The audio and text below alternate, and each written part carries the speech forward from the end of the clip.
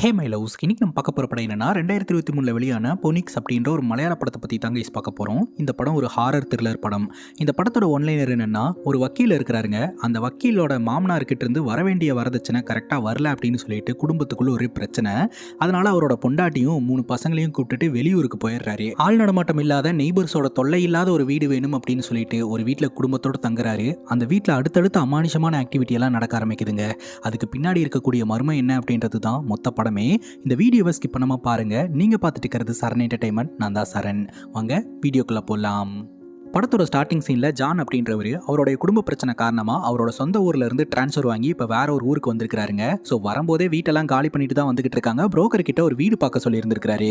So அந்த புரோக்கரும் ஒரு வீட்டை ஃபிக்ஸ் பண்ணியிருக்காருங்க. அந்த வீட்டுக்கிட்ட போன உடனே அந்த வீட்டுக்கு பக்கத்து வீட்டில் இருக்கிறவரு, நான் கவர்மெண்ட் பஸ்ஸில் தாங்க டிரைவராக வேலை பார்த்துக்கிட்டு இருக்கேன், ஒரு நாள் விட்டு ஒரு நாள் தான் வீட்டுக்கு வருவேன், அம்மா மட்டும் வீட்டில் தனியாக இருப்பாங்க, இப்போ பக்கத்து வீட்டில் ஒரு குடும்பம் வருது அப்படிங்கும்போது அம்மாக்கும் பேச்சு துணைக்கு ஆள் இருப்பாங்க அப்படின்னு நல்லபடியாக பேசுகிறாரு. ஜான் பார்த்தீங்கன்னா புரோக்கரை கூப்பிட்டு கண்ட நாயெல்லாம் வீட்டு பக்கம் வந்துகிட்டு இருக்கு, எப்படி இந்த வீட்டை நீ ஃபிக்ஸ் பண்ணலாம் அப்படின்னு சொல்லி திட்டுறாரு. என்னங்க சொல்றீங்க, யாருங்க சொல்றீங்க அப்படின்னு கேட்க உடனே இன்டெரக்டா பக்கத்து வீட்டுக்காரனை தான் இவர் கண்ணை காட்டுறாருங்க. எனக்கு இந்த வீடு வேண்டாம், நெய்பர்ஸோட தொல்லையே இல்லாத மாதிரி ஒரு வீடு வேணும் அப்படின்னு புரோக்கரை பிடிச்சி சத்தம் போடுறாருங்க. சரி சார் போய் பார்க்கலாம் வாங்க அப்படின்னு சொல்லிட்டு இவங்க எல்லாரும் கிளம்புறாங்க. ஜானுக்கு என்ன பிரச்சனை, ஏன் ஜான் வந்து இப்படி கடுமையா நடந்துக்கிறாரு அப்படின்னு பாத்தீங்கன்னா, ஜானுடைய கல்யாணத்துல ஜானுடைய மாமனார் இவ்வளவு வரதட்சணை தரேன் அப்படின்ற மாதிரி ப்ராமிஸ் பண்ணி இருந்திருக்கிறாருங்க. ஆனா ஜானுடைய மாமனார் வந்து சூழ்நிலை காரணமா தரல. அது ஜானுக்கு பிடிக்கவே இல்லை. அதனால குடும்பத்துக்குள்ள பிரச்சனை வர ஆரம்பிச்சிருக்கு. ஒரு கட்டத்துக்கு மேல இவரு ஜானுடைய மாமனார் மேல கேஸ் போடலாம் அப்படின்னு சொல்லி முடிவு எடுத்திருந்திருக்காரு. ஆனா ஜானுடைய மனைவி ஒத்துழைக்க மாட்டேன் அப்படின்ட்டாங்க. பெத்த அப்பனை உள்ள தள்ளுற அளவுக்கு நான் மோசமானவ கிடையாது அப்படின்னு சொல்லிட்டாங்க. அதனால ஜானுக்கு பயங்கர கோவம், அந்த வன்மம் மனசுக்குள்ளேயே இருந்துகிட்டு இருக்கு. சோ பனிஷ் பண்றதா நினைச்சுதான் பாத்தீங்கன்னா வீட்டை காலி பண்ணிட்டு இந்த ஊருக்கு வந்திருக்காருங்க. சோ வந்த இடத்துல நெய்பர்ஸோட தொல்லையே இல்லாத தனி வீடு வேணும் அப்படின்னு கேட்டுட்டு இருக்காரு. புரோக்கர் பாத்தீங்கன்னா இப்போ ஒரு வீட்டை காட்டுறாரு. இந்த வீடு எனக்கு பிடிக்கல, எந்த தொல்லையுமே இருக்கக்கூடாது, எனக்கு ஒரு தனி வீடு வேணும் அப்படின்னு கேட்க, அப்போ கடல் கிட்ட ஒரு வீடு இருக்கு சார், ஹவுஸ் ஓனர் இன்வெஸ்ட்மெண்ட்டுக்காக தான் கட்டினாரு, கட்டினதோட சரி இது வரைக்கும் அந்த வீட்டில் யாருமே ஸ்டே பண்ணதில்லை, வீடு புதுசாக தான் இருக்கு, ஸோ அந்த வீடு தனியாக இருக்கு அப்படின்னு சொல்லிட்டு தான் யாரும் அந்த இடத்துக்கு வரல, பட் நீங்கள் அந்த மாதிரி வீடை தானே எதிர்பார்க்குறீங்க, உங்களுக்கு ஓகேனா போய் பார்க்கலாம் அப்படின்னு சொல்ல எனக்கு ஓகே தான் அப்படின்னு சொல்கிறாரு. பட் இந்த வீட்டில் ஒரு சிக்கல் இருக்குது அப்படின்னு சொல்கிறாரு. என்ன பிரச்சனை அப்படின்னு கேட்க, அட்வான்ஸோட சேர்த்து 6 மாதம் வாடகையும் முன்கூட்டியே ஹவுஸ் ஓனர் கேட்குறாரு அப்படின்னு சொல்ல, அப்போ எனக்கு பிடிச்சாலும் பிடிக்கலானாலும் 6 மாதம் நான் கம்பல்சரி இந்த வீட்டில் ஸ்டே பண்ணி தான் ஆகணும் கரெக்டாக அப்படிங்கும் போது, ஆமாம் சார் அப்படின்னு புரோக்கர் சொல்கிறாருங்க. சரி வீட்டை பார்ப்போம், பிடிச்சதுன்னா ஓகே பண்ணிடலாம் அப்படின்னு சொல்லிட்டு குடும்பத்தோட இந்த வீட்டை வந்து பார்க்குறாங்க. எல்லாம் ஓகே ஆகிற மாதிரி தான் இருக்குது.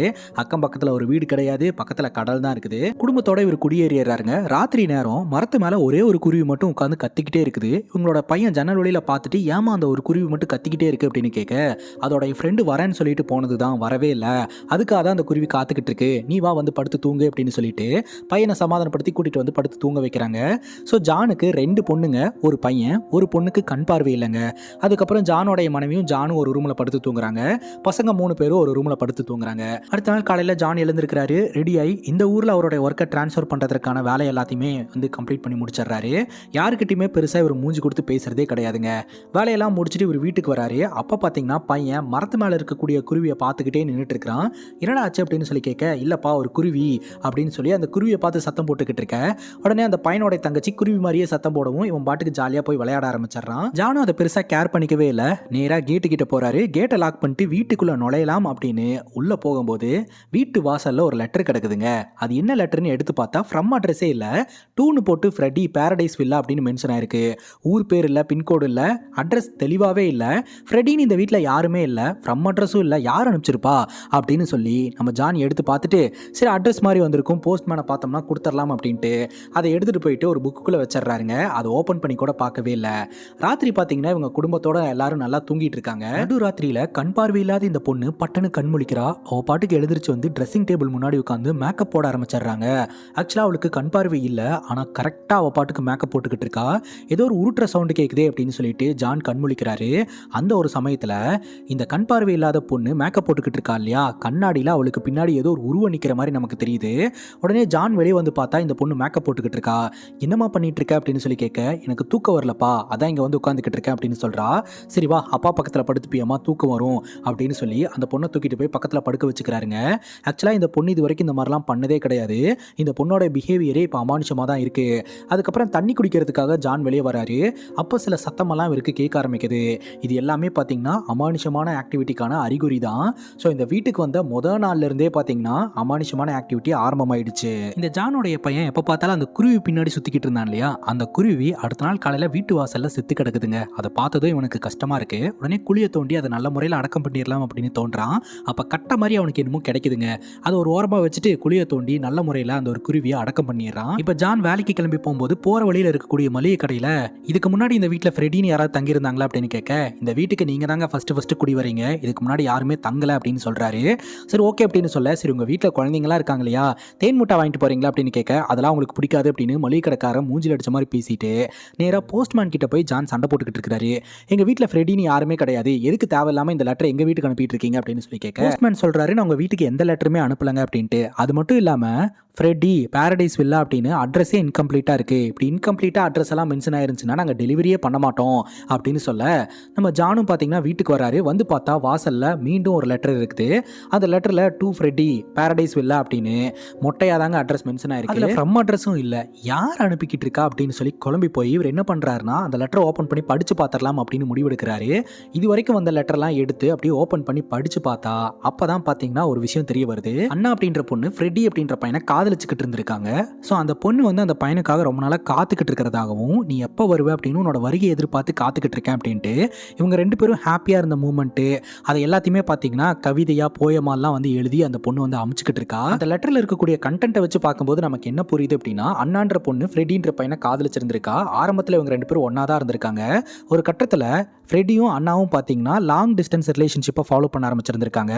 ஸோ அதுக்கப்புறம் அண்ணா வந்து அந்த பையனோட வருகைக்காக காத்துக்கிட்டு இருக்கா அப்படின்ற மாதிரி தான் அதில் மென்ஷன் ஆயிருக்கு. யார் இந்த அண்ணா, யார் இந்த ஃப்ரெடி, சம்மந்தமே இல்லாமல் இந்த பொண்ணு எதுக்காக இந்த லெட்டர் நம்ம வீட்டுக்கு அமுச்சுக்கிட்டு இருக்கு அப்படின்னு சொல்லி நம்ம ஜான் குழம்பி போயிடுறாரு.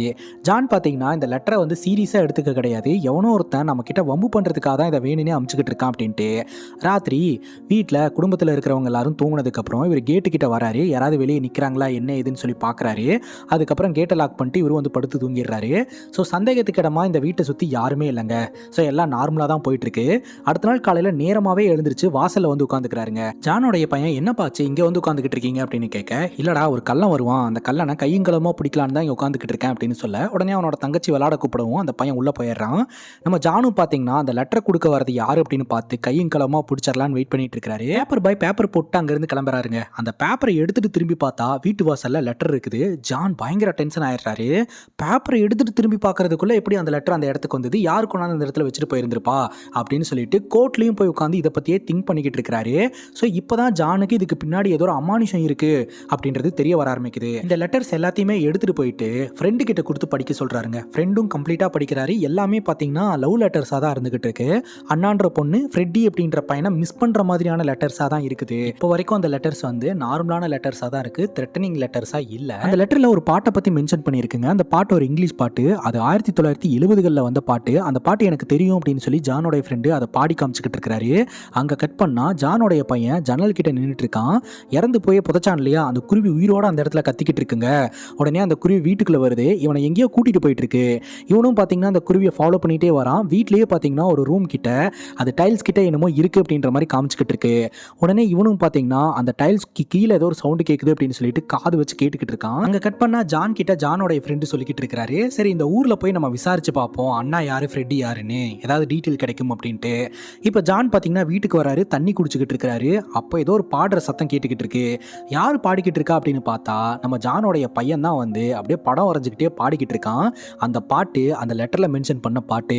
இந்த பாட்டு எப்படி உனக்கு தெரியும் அப்படின்னு சொல்லி கேட்க, எனக்கு தரைக்கு கீழே கேட்டுச்சு, அதை வச்சு தான் பாடிக்கிட்டு இருக்கேன் அப்படின்னு சொல்கிறான். ஜானுக்கு செம்ம ஷாக்காக இருந்துட்டு இருக்கு.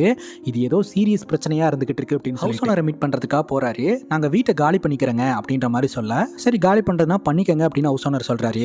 6 மாதம் வாடகையை முன்கூட்டியே கொடுத்தோம், ஒரு வாரம் தான் இந்த வீட்டில் ஸ்டே பண்ணியிருக்கோம், பேலன்ஸ் அமௌண்ட்டை கொடுத்துருங்க அப்படின்னு சொல்ல, அதெல்லாம் கொடுக்க முடியாது, முடிஞ்சா வாங்கிக்க அப்படின்ற மாதிரி பட்டுன்னு பேசிட்டு டோரை லாக் பண்ணிடுறாருங்க.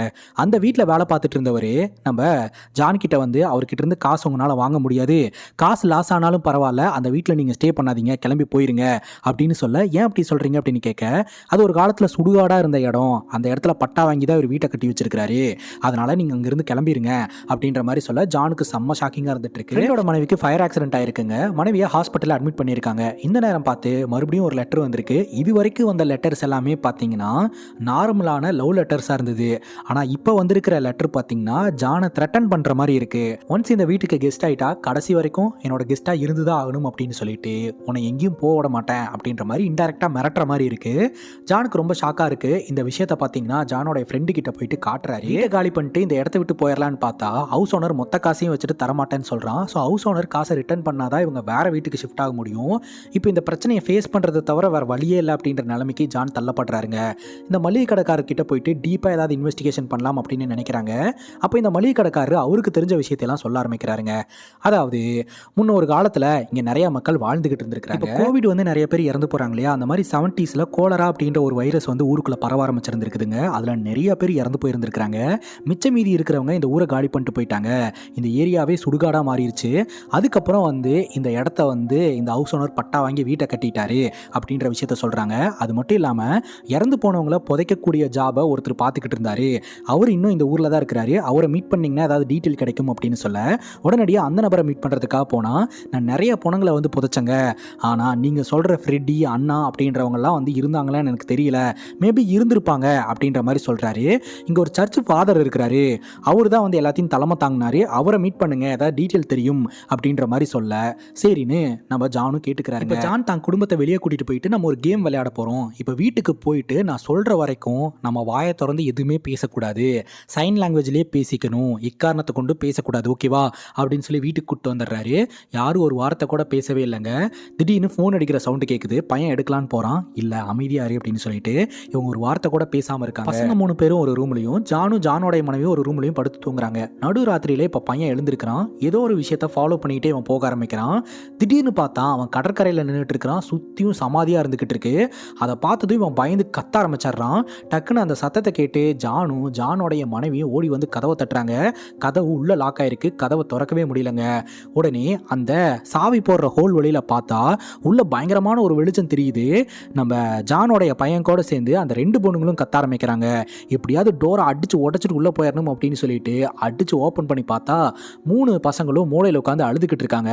அந்த இடத்துல ஒரு அக்கா நின்றுட்டு இருந்தாங்க. அந்த அக்காவை பார்த்தோம், பயமா இருக்கு அப்படின்னு சொல்லிட்டு அழுவ ஆரம்பிக்கிறாங்க. ஸோ ஜானுக்கு அப்பதான் புரிய வருது, அண்ணா அப்படின்ற பொண்ணு கிட்ட இருந்து லெட்டர் வந்துகிட்டு இருக்கு இல்லையா, ஸோ அந்த பொண்ணு இந்த வீட்டில் ஆன்மாவா வாழ்ந்துகிட்டு இருக்கு, அந்த பொண்ணு தான் வந்து இந்த குடும்பத்தை டிஸ்டர்ப் பண்ணிக்கிட்டு இருக்கு அப்படின்னு சொல்லிட்டு. அது மட்டும் இல்லாமல் அடுத்தடுத்து வர லெட்டரில் இன்டைரக்டாக சில விஷயங்களை கம்யூனிகேட் பண்ணுதுங்க. அதாவது ஃப்ரெட்டி அப்படின்றவனுக்காக தானே அது காத்துக்கிட்டு இருக்கு. ஸோ ஃப்ரெட்டியை கண்டுபிடிச்சி கூப்பிட்டு வர சொல்லி தான் வந்து அண்ணா வந்து நம்ம ஜான் கிட்ட சொல்லிக்கிட்டு இருக்கு. நேற்று ராத்திரி நடந்த இன்சிடென்ட்ல பயந்து போன நம்ம ஜானோடைய பையனுக்கு உடம்பு சரியில்லாமல் போயிருதுங்க. ரொம்ப உடம்பு சரியில்லாமல் போயிருது. ஹாஸ்பிட்டலில் கொண்டு போய் காட்டினா அவனை அட்மிட் பண்ணியே ஆகணும் அப்படின்ற மாதிரி டாக்டர் சொல்லிடுறாங்க. உடனே பையனை பார்த்தீங்கன்னா ஹாஸ்பிட்டல் அட்மிட் பண்ணிட்டு சர்ச் ஃபாதரை மீட் பண்ணுறதுக்காக போகிறாருங்க. ஸோ அந்த சர்ச் ஃபாதர் கிட்ட நடந்த விஷயத்தையெல்லாம் சொல்லி 70s இங்கே யார் சர்ச் ஃபாதராக இருந்தாங்க, ஸோ அவங்கள நான் மீட் பண்ணணும் அப்படின்ற மாதிரி கேட்குறாரு. இவரும் பார்த்தீங்கன்னா அந்த ஃபாதரோடைய டீட்டெயில்ஸ்லாம் கொடுக்க கரெக்டாக அந்த டைமில் ஹாஸ்பிட்டல்லேருந்து கால் வருது. என்னென்னா இந்த பையனை கொண்டு போய் ஹாஸ்பிட்டல் அட்மிட் பண்ணியிருந்தாங்க இல்லையா, இந்த பையனுக்கு வந்து 70s பரவிட்டு இருந்த அந்த கோலரா அப்படின்ற வைரஸோட சிம்டம்ஸ் எல்லாம் இருக்குது, இன்னும் கன்ஃபார்ம் ஆகல. பட் அது உறுதி ஆயிடுச்சுன்னா ரொம்ப ஆபத்து, அதனால மொத்த குடும்பத்தையும் கண்டெய்ன்மெண்ட் ஜோனில் வச்சிருங்க, சில வாரங்களுக்கு அவங்கள வீட்டை விட்டு வெளியே வர வேணாம்னு சொல்லிடுங்க, டெஸ்ட் எல்லாம் எடுக்க வேண்டியது இருக்கு அப்படின்னு சொல்ல சர்ச் ஃபாதரும் பார்த்தீங்கன்னா ஜான் கிட்ட இந்த விஷயத்த கம்யூனிகேட் பண்ணிடுறாருங்க.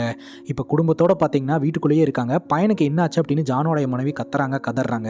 அப்போ தான் வந்து ஜான் இந்த விஷயத்த சொல்கிறாரு. அவன் ஹாஸ்பிட்டலில் சேஃபாக தான் இருப்பான், ஒன்றும் பிரச்சனை இல்லை அப்படின்ற மாதிரி சொல்லி சில வாரங்களுக்கு நம்ம வெளியே போக முடியாது, வீட்டுக்குள்ளே தான் இருந்தாகணும் அப்படின்னு சொல்லி இந்த வீட்டுக்குள்ளேயே இருக்கிறாங்க. இப்போ குடும்பத்தில் இருக்கிற எல்லோரும் டின்னர் சாப்பிடலாம் அப்படின்னு டைனிங் டேபிள் உட்காந்துக்கிட்டு இருக்காங்க. இப்போது நம்ம ஜானோடைய பொண்ணு ஒரு மாதிரி ரியாக்ட் பண்ண ஆரம்பிக்கிறா. ஃப்ரெடியை கண்டுபிடிச்சியா ஜான், ஃப்ரெடி எங்கே இருக்கான் ஜான் அப்படின்ற மாதிரி குரல் மாற்றி பேச ஆரம்பிக்கிறா. உடனே ஜானுக்கு செம்ம ஷாக்கிங்காக இருந்துட்டு இருக்கு. ஜானோடைய மனைவி அப்படியே ஓடி வந்து பார்க்குறாங்க. இவ டக்குன்னு கையை நீட்டுறா. கையோடைய ஒரு விரலை அப்படியே வளைச்சு உடைக்க பார்க்குறாங்க. எங்கே இருக்கா ஜான், எங்கே இருக்கான் அப்படின்னு சொல்லி கேட்டுக்கிட்டே இருக்கும்போது நான் தேடிட்டு இருக்கேன், நாளைக்குள்ளே கண்டுபிடிச்சி கூட்டு வந்துடுவேன் அப்படின்ற மாதிரி சொல்ல அந்த பொண்ணோடைய ஒரு விரல் வந்து உடஞ்சி போச்சுங்க. உடனடியாக அடுத்த நாள் இந்த டாக்டர்ஸ் எல்லாம் வரவழைச்சு நம்ம ஜானோடைய பொண்ணுக்கு ட்ரீட்மெண்ட் பார்த்துட்டு இருக்காங்க. ஸோ எனக்கு டைம் இல்லை, நான் வந்து கண்டுபிடிச்சே ஆகணும் அப்படின்னு சொல்லிட்டு இவர் தேட ஆரம்பிக்கிறாரு. அப்போதாங்க ஜானுக்கு ஒரு லீடு கிடைக்குது. ஃப்ரெடி அப்படின்றவருக்கு மார்கரெட் அப்படின்ற பொண்ணை பார்த்து கல்யாணம் பண்ணலாம் அப்படின்னு பிளான் பண்ணியிருந்திருக்காங்க. பட் அந்த கல்யாணம் நடக்கல. பிரசன்ட்ல மார்கரெட் பார்த்தீங்கன்னா சொசைட்டியில் பெரிய மதிக்கத்தக்க ஒரு டாக்டராக இருந்துகிட்டு இருக்காங்க. அவங்களுக்கு இப்போ பாராட்டு விழாலாம் நடந்துகிட்டு நடந்துகிட்டு இருக்கு. அங்கே போயிட்டு ஃப்ரெடியை பற்றி விசாரணை பண்ணால் என்கேஜ்மெண்ட்டு ஆன உடனே வந்து அவன் மன உளைச்சல் காரணமாக எங்கேயோ போயிட்டான், கல்யாணம் நின்று போச்சு, அதுக்கப்புறம் ஃப்ரெடியை பார்க்கவே இல்லை, இத்தனை வருஷத்துக்கு அப்புறம் ஏன் ஃப்ரெடியை பற்றி என்கிட்ட வந்து விசாரணை பண்ணிட்டு இருக்கீங்க அப்படின்னு கேட்க, ஒன்றும் இல்லைங்க அப்படின்னு சொல்லிட்டு ஜான் அந்த இடத்துலேருந்து கிளம்பிடுறாரு. இப்போது அந்த 70s வந்து சர்ச் ஃபாதராக இருந்தார் இல்லையா, அவரை மீட் பண்ணால் தான் ஏதாவது லீடு கிடைக்கும் அப்படின்னு சொல்லிட்டு அவரை தேட ஆரம்பிக்கிறாங்க. ஃபைனலி அவர் எங்கே இருக்கிறாரு அப்படின்னு தெரிய வருது. இப்போ இவர் சர்ச் ஃபாதராலாம் இல்லைங்க, இவர் வந்து மோசமான நிலையில தான் இருக்கிறாரு, தினம் சரக்க போட்டுக்கிட்டு இருக்கிறாரு.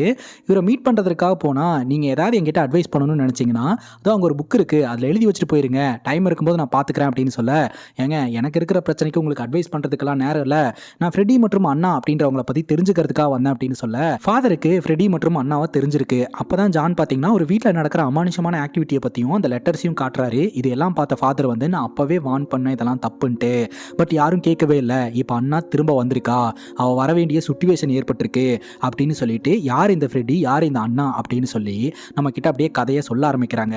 1970கள் காலகட்டத்தில் வாழ்ந்தவர் தாங்க ஃப்ரெடி. ஃப்ரெடியை அவங்க அம்மா அப்பா நல்லா படிக்க வச்சிருக்காங்க, கூடி சீக்கிரம் ஒரு பெரிய டாக்டராக மாற போறாருங்க. இப்போ ஃப்ரெடிக்கு பொண்ணு பார்த்துருக்காங்க, பொண்ணு அழகா இருக்கா, ஆனால் இவருக்கு அந்த பொண்ணை வாழ்க்கை துணை ஆக்கிக்கணும் அப்படின்ற எண்ணம் அந்த பொண்ணை பார்க்கும்போது வரல, அதனால அந்த பொண்ணை ரிஜெக்ட் பண்ணிடுறாருங்க. ராத்திரி இவர் என்ன பண்ணுறாருன்னா படகுல அப்படியே ஆற்றுல போயிட்டு இருக்கும்போது அந்த இடத்துக்கு சர்ச்சில் இருக்கக்கூடிய சிஸ்டரும் கூட ஒரு பொண்ணும் வந்து வேற படகுல வராங்க. ஃப்ரெடி கிட்டே இவங்களை அங்கே ட்ராப் பண்ணிட முடியுமா அப்படின்னு சொல்லி அந்த படகு ஓட்டுறவர் கேட்க, நான் ட்ராப் பண்ணிடுறேன் அப்படின்னு சொல்லிட்டு அந்த பொண்ணையும் சிஸ்டரையும் பார்த்தீங்கன்னா ஃப்ரெடி அவரோட படகுல ஏற்றிக்கிறாரு. அப்போ தான் பார்த்தீங்கன்னா சிஸ்டர் வந்து நம்ம ஃப்ரெடி கிட்ட அந்த பொண்ணை இன்ட்ரோ பண்ணி வைக்கிறாரு. இந்த பொண்ணுடைய பேர் அண்ணா, இவளும் வெளிநாட்டில் போய் படிச்சுட்டு வந்திருக்கா, இவளுக்கு அம்மா அப்பா யாரும் கிடையாது, நம்ம அண்ணாவுடைய பரம்பரை சொத்து ஒன்று இங்கே இருக்குங்க, பாரடைஸ் வில்லா அப்படின்னு சொல்லிட்டு, இப்போ படித்து முடிச்சுட்டு இங்கே வந்து இது ஒரு டூரிஸ்ட் ஸ்பாட் அப்படின்றதுனால இந்த பாரடைஸ் வில்லாவை ரன் பண்ணலாம் அப்படின்னு சொல்லி அண்ணா முடிவு எடுத்திருந்திருக்காங்க. நம்ம ஃப்ரெடிக்கு எந்த பொண்ணையுமே பிடிக்கலங்க, ஆனால் அண்ணாவை பார்த்த உடனே ரொம்ப பிடிச்சி போயிடுச்சு, இந்த பொண்ணை வாழ்க்கை துணை ஆக்கிக்கணும் அப்படின்னு நினைக்கிறாரு. ஆப்போசிட்ல சர்ச் ஃபாதர் நடந்து வந்துகிட்டு இருக்கிறாரு. அப்படியே காதல் மயக்கத்தில் இவர் பாட்டுக்கு கண்டுக்காமையே போயிட்டு இருக்கிறாருங்க. தொடர்ந்து அண்ணாவை ஃபாலோ பண்ணுறதும் இம்ப்ரெஸ் பண்ணுறதுக்கு முயற்சி பண்ணுறதுமான வேலையை இவர் பார்த்துக்கிட்டு இருக்கிறாரு. இதை அண்ணா கவனிக்க ஆரம்பிக்கிறாங்க. ஆனால் கூட இருக்கக்கூடிய சிஸ்டர் வந்து யதார்த்தமாக நினச்சிக்கிறாங்க, நீ என்ன உன் சர்ச்சை விட்டுட்டு இந்த சர்ச்சுக்கு வர அப்படின்னு சொல்லி கேட்க, எங்கே வந்தாலும் கடவுள் ஒன்று தானே அப்படின்ற மாதிரி இவர் சமாளிச்சுக்கிட்டு இருக்கிறாரு. ஆனால் அண்ணாவை பார்க்கறதுக்காக தாங்க அண்ணா வந்து இருக்கக்கூடிய சர்ச்சுக்கு இவர் போயிட்டு வந்துகிட்டு இருக்கிறாரு. அதுக்கப்புறம் இந்த பாரடைஸ் வில்லால ஒரு சில ஆண்கள் போய் பிரச்சனை பண்ணிக்கிட்டு இருக்காங்க. அண்ணா மட்டும் தனியாளா இந்த பாரடைஸ் வில்லாவை ரன் பண்ணிக்கிட்டு இருக்காங்க. அவங்க தனியாளா இருக்கிறதுனால அந்த வீக்னஸை பயன்படுத்தி அவங்கள துரத்தி விட்டு அந்த வில்லாவை ஓன் பண்ணலாம் அப்படின்னு நினைக்கிறாங்க. கரெக்டாக அந்த வழியில் ஃப்ரெடி வராரு. ஹீரோயிஸ்தை காட்டுறதுக்கான நேரம் வந்துருச்சு அப்படின்ட்டு அங்கே போய் பிரச்சனை பண்ணா அவனுங்க ஒரே அடியில் நம்ம ஃப்ரெடியை கீழே தள்ளி விட்டுறானுங்க. கொஞ்ச நேரத்தில் ஃப்ரெடி கண் முழிக்கிறாரு. பார்த்தா அந்த இடத்துல அண்ணா தான் பார்த்தீங்கன்னா தண்ணி தெளிச்சு எழுப்பி விட்டுருக்காங்க. அவனுங்கெல்லாம் எங்கே என்ன ஆச்சு அப்படின்னு சொல்லி கேட்க, அருவாள் எடுத்தேன், எல்லாம் பார்த்து பயந்து ஓடிட்டானுங்க, இதுதான் ஹீரோயிஸ்தை காட்டுற வேலையா, சில பேர் ஹீரோயிஸ்தை காட்டுறேன்னு சொல்லிட்டு ஈடியட் ஆயிடுவாங்க அப்படின்ற மாதிரி ஃப்ரெடியை கலாய்க்க ஃப்ரெடிக்கு ஒரு மாதிரி அசிங்கமாக போயிடுது. சரி நான் கிளம்புறேன் அப்படின்னு சொல்லிட்டு அந்த இடத்துல இருந்து ஃப்ரெடி கிளம்பி போயிடுறாரு. End of the day at least இவனாவது காப்பாற்றுறதுக்காக வந்தானே அப்படின்னு சொல்லிட்டு நம்ம அண்ணா சந்தோஷப்படுறாங்க. ஃப்ரெடி வீட்டுக்கு போனால் அப்போ தான் பார்த்தீங்கன்னா மார்கரெட் அப்படின்ற ஒரு பொண்ணை வந்து நம்ம ஃப்ரெடியோட அப்பா பார்த்து வச்சிருந்துருக்கிறாரு. ஃப்ரெண்டோடைய பொண்ணு அப்படின்னும், அவள் வந்து டாக்டர் படிச்சுக்கிட்டு இருக்கா, உனக்கும் வந்து செட் ஆகும் அப்படின்ற மாதிரி பேசிக்கிட்டு இருக்காங்க. கல்யாணம்னு பேசல, பட் கல்யாணம் பண்ணுறதுக்கான ஆப்ஷன்ஸ் இருக்குது அப்படின்றது தெரிய வருது. ஆனால் நம்ம ஃப்ரெடிக்கு மார்கரெட் மேலெலாம் இன்ட்ரெஸ்ட் கிடையாதுங்க. ஃப்ரெடிக்கு மொத்த இன்ட்ரெஸ்ட்டும் அண்ணா மேலே தான் இருக்குது. அதனால் திருட்டுத்தனமாக நம்ம அண்ணா இருக்கக்கூடிய இடத்துக்கு போக அங்கே பார்த்தீங்கன்னா சர்ச்சில் இருக்கக்கூடிய சிஸ்டர் வந்து பார்த்துடுறாங்க. இது எவ்வளோ நாளாக நடந்துக்கிட்டு இருக்கு, ஒரு பொண்ணு இருக்கிற இடத்துக்கு நீ மட்டும் வந்திருக்க அப்படின்னு சொல்லி பிடிச்சி திட்ட ஆரம்பிச்சிடுறாங்க. உடனடியாக பார்த்தீங்கன்னா அண்ணா வந்து நம்ம ஃப்ரெடிக்கு சப்போர்ட்டாக பேசிடுறாங்க. மன்னிச்சுக்கோங்க சிஸ்டர், ஆக்சுவலாக நானும் ஃப்ரெடியும் லவ் பண்ணிக்கிட்டு இருக்கோம் அப்படின்னு சொல்ல நம்ம ஃப்ரெடிக்கு செம்ம ஷாக்காக இருந்துட்டு இருக்கு. நம்ம காதலை சொல்கிறதுக்கு முன்னாடியே நம்மளுடைய காதலை அண்ணா புரிஞ்சுக்கிட்டா அப்படின்ட்டு இவங்க ரெண்டு பேர்த்தோடைய காதலை உறுதிப்படுத்திட்டு ரெண்டு பேருமே வந்து இந்த பாரடைஸ் வில்லாக்கு ஷிஃப்ட் ஆகுறாங்க. அங்கேயே பார்த்தீங்கன்னா இவங்க ரெண்டு பேரும் ஹாப்பியாக லவ் பண்ணிக்கிட்டு நிறைய ட்ராவல் பண்ணுறாங்க, ஹாப்பியாக இருக்காங்க. இதில் விஷயம் என்ன அப்படின்னு பார்த்தீங்கன்னா ஃப்ரெடிக்கு ஜாபெல்லாம் கிடையாது, அண்ட் அவருடைய படிப்பும் பார்த்தீங்கன்னா அப்படியே பாதிலேயே நின்றுக்கிட்டு இருக்கு. அந்த படிப்பை இவர் கம்ப்ளீட் பண்ணாதான் இவர் டாக்டர் ஆக முடியும். அதுக்கு இவர் பார்த்தீங்கன்னா மெட்ராஸ் போக வேண்டிய சுச்சுவேஷன். இந்த ஒரு சுச்சுவேஷனில் பார்த்தீங்கன்னா இவர் வந்து புக்கு வாங்குறதுக்காக கடைக்கு போகிறாரு. அந்த புக்கோடைய ரேட்டை பார்க்கும்போது அவ்வளோ அமௌண்ட் இவர்கிட்ட இல்லை, அதனால் அந்த புக்கை ரிட்டர்ன் பண்ணிட்டு வந்துடுறாரு. அதுக்கப்புறம் காய்கறி வாங்குறதுக்காக ஃப்ரெட்டியும் அண்ணாவும் கடைக்கு போகிறாங்க. அங்கே பார்த்தீங்கன்னா போதுமான அமௌண்ட் இல்லாதனால சில காய்களை எல்லாம் வந்து ரிட்டர்ன் பண்ணிட்டு வராங்க. ஸோ ஃபினான்சியலாக பார்த்தீங்கன்னா அண்ணாவும் நம்ம ஃப்ரெட்டியும் கஷ்டப்பட ஆரம்பிக்கிறாங்க. அதே சமயம் பாரடைஸ் வில்லாக்கும் இப்போ கெஸ்ட்டும் யாரும் வரது கிடையாது. கெஸ்ட்டு வந்தாலாவது அதன் மூலமாக பணம் கிடைக்கும். இந்த ஒரு சுச்சுவேஷனில் இது எல்லாத்தையும் புரிஞ்சுக்கிட்ட ஃப்ரெடியோட அப்பா, இங்கே பாடுறா, நீ தப்புக்கு மேலே தப்பு பண்ணிகிட்டு இருக்க, இதுக்கு மேலே நீ இப்படி பண்ணாத, ஒழுங்காக மெட்ராஸுக்கு போ, படி அப்படின்னு சொல்லிட்டு இவர் ஆசைப்பட்டு வாங்கணும்னு நினச்ச புக்கை வாங்க முடியாமல் போச்சு இல்லையா, அந்த புக்கை அந்த இடத்துல வச்சுட்டு போகிறாரு. அப்போ தான் பார்த்தீங்கன்னா ஃப்ரெடியும் உணர்றாரு, ஓகே ஃபைன், நம்ம மெட்ராஸுக்கு போகிறது தான் கரெக்டு, அங்கே போய் படிப்பை ஃபஸ்ட்டு கம்ப்ளீட் பண்ணுவோம் அப்படின்னு சொல்லிட்டு நம்ம அண்ணா கிட்ட இந்த விஷயத்த சொல்கிறாரு.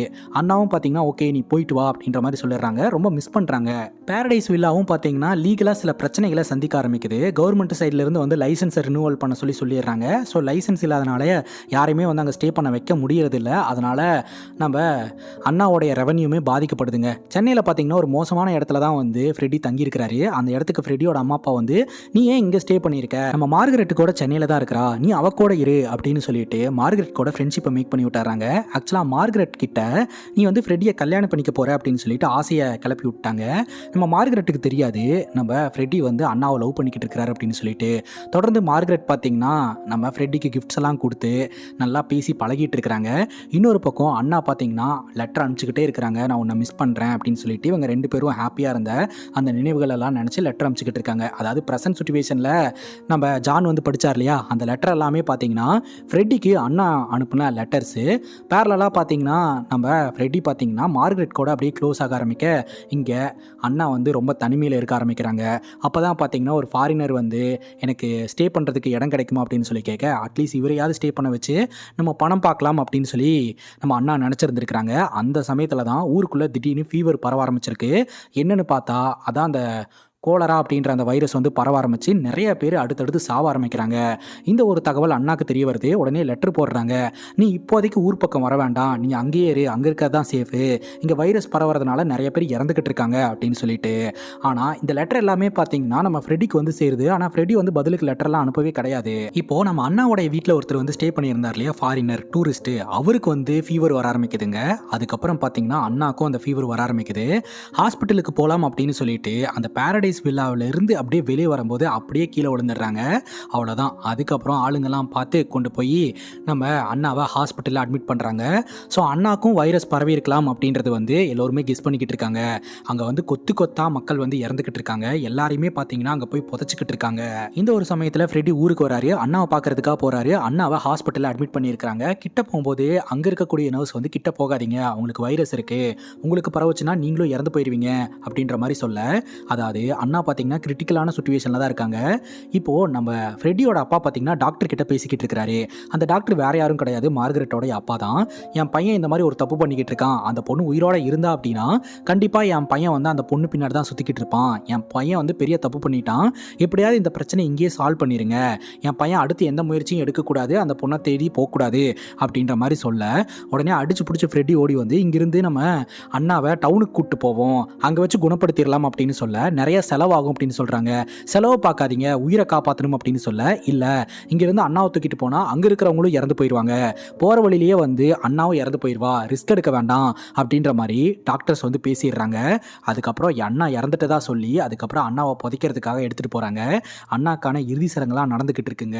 அப்போ தான் இங்கே ஜாதி பிரச்சனையும் வர ஆரம்பிக்குது. ஸோ அண்ணாவோடைய டெட் பாடியை எல்லா பொண்ணுங்களும் புதைக்கிற இடத்துல புதைக்க முடியாது அப்படின்ற மாதிரி அங்கே இருக்கிறவங்க சொல்கிறாங்க. சரி அண்ணாவோட வீட்லேயே புதைச்சிடலாம் அப்படின்னு சொல்லி சர்ச் ஃபாதர் முடிவெடுக்கிறாருங்க. சரின்னு சொல்லிட்டு அந்த பேரடைஸ் வில்லா கிட்டேயே வந்து குழியை தோண்டி புதைக்கிறாங்க. இவங்க ஒரு மாதிரியான பேட்டர்னை ஃபாலோ பண்ணுறாங்க. கிறிஸ்டியன்ஸ் இந்த மாதிரியான பேட்டர்னை ஃபாலோ பண்ணுவாங்களா என்னன்னு எனக்கு தெரியல, நான் இந்த படத்தில் தான் ஃபஸ்ட் டைம் பார்க்குறேன். அதாவது அண்ணாவை அந்த பெட்டிக்குள்ள வச்சு கையில் பார்த்தீங்கன்னா ஒரு கயிறை கட்டி அந்த கயிறு பார்த்தீங்கன்னா ஒரு மணியில் கனெக்ட் ஆகிருக்கும். அந்த மணியை சிலுவையில் வந்து தொங்க விட்டுறாங்க. சப்போஸ் உள்ள அவங்க உயிரோடு இருந்தாங்கன்னா அதை ஆட்டுறதன் மூலமாக பெல் அடிக்கிற சவுண்டு கேட்கும், யாரோ ஒருத்தர் வந்து காப்பாற்றிடலாம். ஸோ அந்த மாதிரியான ஒரு பேட்டர்னை வந்து ஃபாலோ பண்ணிக்கிட்டு இருக்காங்க. ஸோ ராத்திரி ஹெவியாக மழை பெய்ய ஆரம்பிக்குது. அந்த மழை தண்ணி சவப்பெட்டிக்குள்ள போன உடனே அண்ணா கண் முடிச்சிடுறாங்க. அப்போ தாங்க தெரிய வருது அண்ணா உயிரோடு இருக்காங்க அப்படின்னு சொல்லிட்டு. உடனடியாக அந்த பெல்லை அடிக்க ஆரம்பிக்கிறாங்க. இந்த சத்தத்தை கேட்டு ஒரு நபர் பார்க்குறாரு. பட் இன்ஃபார்ம் பண்ணால் மழை பெய்யறதுனால வந்து அந்த பெல் அடிச்சிருக்கும், அவங்க உயிரோடு இருக்கிறதுக்கான வாய்ப்பே கிடையாது அப்படின்ற மாதிரி ஹாஸ்பிட்டலில் சொல்லிடுறாங்க. ஆனால் இந்த சர்ச் ஃபாதர் பார்த்தீங்கன்னா பிலீவ் பண்ணவே இல்லை, இல்லை ஏதோ ஒன்று தப்பாக இருக்குது அப்படின்னு சொல்லிட்டு உடனடியாக பார்த்தீங்கன்னா அந்த சவப்பெட்டியெல்லாம் ஓப்பன் பண்ணி பார்க்குறாங்க. அதை வச்சு பார்க்கும்போது அண்ணாவோட கையில் பார்த்தீங்கன்னா கட்டப்பட்ட அந்த கயிறு இல்லை, ரிமூவ் ஆயிருக்கு. ஸோ அண்ணா உள்ள உயிரோடு இருந்து ஸ்ட்ரகிள் பட்டு இறந்து போயிருக்காங்க அப்படின்றது தெரிய வருதுங்க. அதுக்கப்புறம் தான் இந்த சர்ச் ஃபாதரும் மன உளைச்சலுக்குள்ளாகி இந்த மாதிரி சரக்கு போட ஆரம்பிச்சிருந்திருக்காரு. இந்த சம்பவத்துக்கு அப்புறம் ஃப்ரெட்டி எங்கே போனாரு என்ன ஆனார்னே தெரியலங்க. இப்போ ப்ரெசென்ட்டில் ஃப்ரெட்டியோட வீட்டு அட்ரஸை கண்டுபிடிச்சி ஜான் போய் விசாரணை பண்ணுறாரு. அவங்க பேரண்ட்ஸ்க்கும் பார்த்தீங்கன்னா ஃப்ரெட்டி எங்கே போனார் என்ன ஆனார்னே தெரியல அப்படின்ற மாதிரி தான் சொல்கிறாங்க. இப்போ ஜான் பார்த்தீங்கன்னா வீட்டுக்கு வராரு. அப்போ ஜானோடைய பொண்ணு மறுபடியும் அமானுஷமாக பிஹேவ் பண்ண ஆரம்பிக்கிறா. ஜான் உங்ககிட்ட ஒரு வேலையை ஒப்படைச்சிருந்தனே எங்கே ஃப்ரெட்டி அப்படின்னு சொல்லி கேட்க, வீட்டுக்கு வெளியில் அப்படியே இறந்து போன பொணங்கள்லாம் அப்படியே நின்றுக்கிட்டு இருக்கிற மாதிரி கண்ணுக்கு தெரிய ஆரம்பிக்குது. ஆரம்பிச்சிருது. பையனுக்கு வேற உடம்பு சரியில்லைங்க. பையன் பாட்டுக்கு அம்மா அம்மா அவங்களாம் என்னை கூட்டு போகிறதுக்காக வந்துட்டாங்கம்மா, காப்பாத்துங்கம்மா அப்படின்னு சொல்லிட்டு அவன் உளர ஆரம்பிக்கிறான். உடனடியாக ஜானோடைய பொண்ணு பார்த்தீங்கன்னா ஜானோடைய கழுத்தையும் ஜானோடைய மனைவி கழுத்தையும் கையை வச்சு அப்படியே தூக்க ஆரம்பிக்குது. உன்கிட்ட கொடுத்த வேலையை சரியாக செய்ய மாட்டியா, ஃப்ரெடி எங்க, உன்னை கொல்ல போகிறேன் அப்படின்னு சொல்லி மிரட்டிக்கிட்டு இருக்கு. கரெக்டாக காலிங் பெல் அடிக்கிற சவுண்டு கேட்குதுங்க. ஒரு வாரத்தில் ஃப்ரெடி வந்துடுவான் அப்படின்ற மாதிரி நம்ம ஜானோடைய மனைவி சமாளிச்சுக்கிட்டு இருக்காங்க. காலிங் பெல் அடிக்கிற சவுண்டு கேட்குது. டோர் ஓப்பன் பண்ணால் வீட்டுக்கு வெளியில் ஃப்ரெடி தாங்க வந்திருக்கிறாரு. நான் தான் ஃப்ரெடி அப்படின்ற மாதிரி சொல்ல உள்ளே நின்றுட்டு இருக்கிற ஜானோடைய பொண்ணு அப்படியே அண்ணா மாதிரியே பேச ஆரம்பிக்கிறா. ஃப்ரெடி உன்னை பார்த்து எவ்வளோ நாள் ஆச்சு, இப்போ சால்ட் அண்ட் பெப்பர் லுக்கில் பார்க்க நல்லா தான் இருக்க, ஆனால் உன்னோட ட்ரெஸ்ஸிங் ஸ்டைலுக்கு என்னாச்சு, ஏன் நீ இப்படி ட்ரெஸ் பண்ணியிருக்க, நல்லா ட்ரெஸ் பண்ணு அப்படின்னு சொல்லி ரொம்ப கேரிங்காக பேச ஆரம்பிக்குது. அண்ணா நான் ஒரு மிகப்பெரிய தப்பு பண்ணிட்டேன், நான் மன்னிச்சுக்க அப்படின்னு சொல்லிட்டு இவர் கெஞ்ச ஆரம்பிக்கிறாரு. உடனே அந்த பொண்ணு மயக்கம் போட்டு விழுந்துருது. எழுப்புனா அந்த பொண்ணு வந்து ஜானோடைய பொண்ணு மாதிரி பேச ஆரம்பிச்சிருதுங்க. அண்ணா பார்த்தீங்கன்னா கடைசி வரைக்கும் பார்க்க முடியாமையே வந்து ரொம்ப ஸ்ட்ரகிள் பட்டு இறந்து போயிருக்காங்க இல்லையா, அதனால தான் பார்த்தீங்கன்னா அண்ணாவோடைய ஆன்மா இங்கேயே சுற்றிக்கிட்டு இருந்திருக்கு. கடைசியாக ஒரு வாட்டி ஃப்ரெடியை பார்க்கணுன்னு ஆசைப்பட்டிருக்கு. அதனால தான் ஜானோடைய குடும்பத்தை வந்து டார்ச்சர் பண்ணியிருக்குங்க. ஸோ இப்போ பார்த்தீங்கன்னா ஃப்ரெடி வந்து அந்த வீட்டுக்கிட்ட வந்து அண்ணா என்கிட்ட வா பேசு அப்படின்னு சொல்லி கெஞ்சின்னு கெஞ்சிக்கிட்டு இருக்கிறாரு. போஸ்ட்மேன் கிட்ட போயிட்டு லெட்டர் வந்திருக்கா அப்படின்னு சொல்லி கேட்குறாரு. அதுக்கப்புறம் எந்த லெட்டரும் வரல. ஃப்ரெடியை பார்த்ததோட சரி அண்ணா போயிடுச்சு. இப்போ அந்த வீட்டில் போய் படுத்துட்டு அழுதுகிட்டு இருக்கிறாருங்க. இவர் எங்கே படுத்துட்டு அழுதுகிட்டு இருக்கிறாரோ அதுக்கு கீழே தான் அண்ணாவை புதைச்சிருக்காங்க. உள்ள அண்ணா அழுதுகிட்டே இவர் பேசுறதெல்லாம் கேட்டுக்கிட்டு இருக்கிற மாதிரி காமிச்சு இந்த படத்தை கம்ப்ளீட் பண்றாங்க. இதோட இந்த படம் முடியுது. இதே மாதிரி வேற ஏதாவது படத்தை பத்தி பேசணும் அப்படின்னா கமெண்ட்ல சொல்லுங்க. இதே மாதிரி வேற ஒரு நல்ல வீடியோல வந்து சந்திக்கிறேன். Love you guys, take care and cheers.